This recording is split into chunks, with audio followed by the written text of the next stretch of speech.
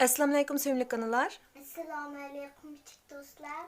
Bugun sizlarga shundoq ko'ngilli bir harf o'yinini tanishtirib qo'yamiz.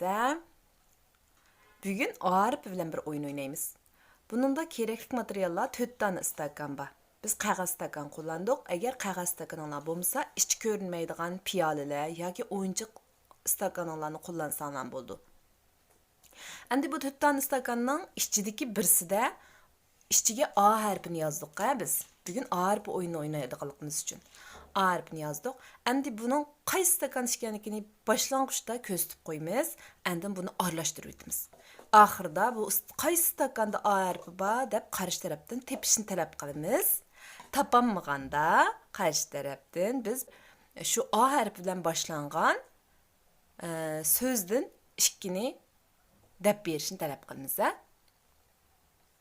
Əmsə, başlayalım. Harf qaysi stakanda başta köstüb qoyun ama. Mananda hə ma'qul. Əmsə, aralashtirishni başlayın.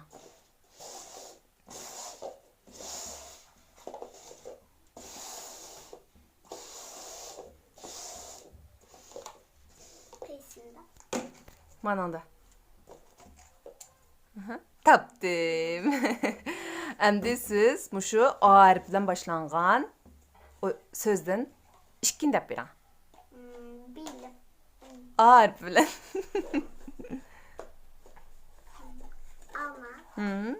Armut. Armut. Anar. Shuni deb berdi. Endi növbet manga kelgan diye. Ama men kameraga ivatqashqa bo'ldi men qilmay. Sizlar uyda o'ynagan vaqtinglarda mushtaq növbetlashib o'yinsanlar bo'ladi.